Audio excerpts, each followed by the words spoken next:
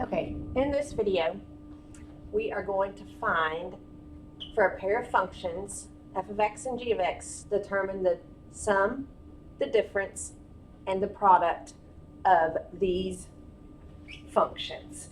So the sum would be adding them together. The difference would be subtracting them, and the product would be multiplying them together. What we want to know is what the domain of those solutions would be. So if your two functions are f of x equals x squared and g of x equals 6x minus 8. Now remember when we were finding the domain of functions earlier, what we were looking for, because remember the domain is what the x value can be, or the x can be. What can you plug in? So you're actually looking for what you wouldn't be able to plug in to either of these functions, and then saying x can be anything but that number or numbers. So looking at my first function, I've got x squared. X squared does not have any restrictions. X can be anything because you can square any number. So there's no restrictions in the f function. Looking at your g function, 6x minus 8. What you're going to plug in for x would be multiplied by 6 and then subtracting 8 from what that was. There is no restrictions here either, because you can multiply any number times 6 and you can subtract any number, you can subtract 8 from any number. So if there's no restrictions in either of the functions, then there would be no restrictions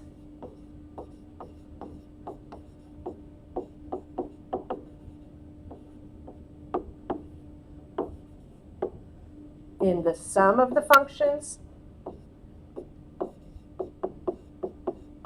the difference of the functions, or the product of the functions. If you added those functions together, you're still not going to have any restrictions. If you subtracted them, still no. Or if you multiplied them, still no. The reason I brought up the math lab for this video is so that you would be able to see how to enter these answers correctly. This B answer says x is such that x is a real number, which is what you would want to choose, because that would be saying there is no restrictions for the x. So that is going to be the solution to the sum and the difference and the product. Okay, let's look at the next question. All right, on this next question, this time my functions are f of x equals 1 over x minus 8 and g of x equals 7x to the third. And it wants me to find the domain of the sum, the difference, and the product of the two functions. So again, what I am looking for here is if either of the functions have restrictions. Let's look at our g of x function first. This one would not have any restrictions because what you replace x with, you're going to cube and then multiply times 7. And there's nothing that you couldn't do that to. But when we look at this f function, we notice that it has a denominator of x minus 8. So there is a restriction here because the denominator of a fraction cannot equal 0. So in other words, x minus 8 cannot equal 0. So when I solve this for that x, I notice that x cannot equal 8. This is going to be the restriction on your domain for the sum, the difference, and the product.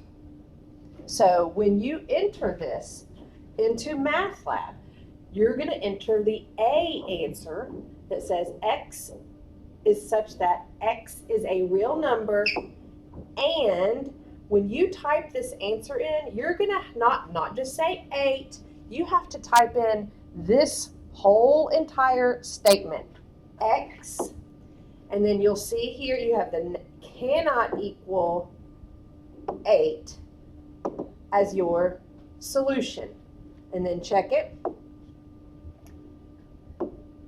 And then it's going to ask you the domain of the difference. It's going to be the same thing. If you subtracted those two functions, you are still going to have this in your answer. So X, again, X cannot equal 8.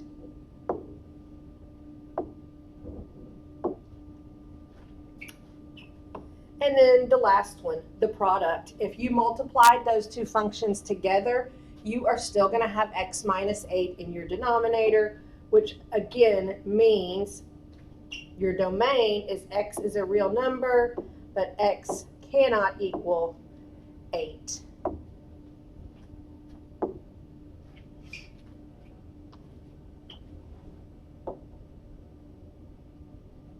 Oh.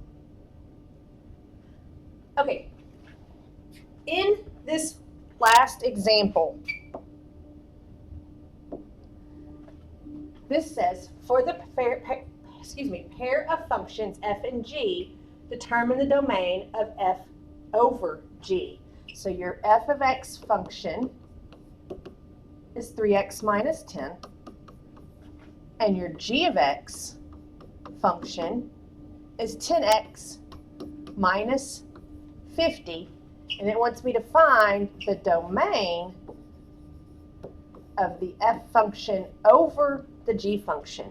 Now, as they are listed, the f function doesn't have any restrictions and neither does the g function.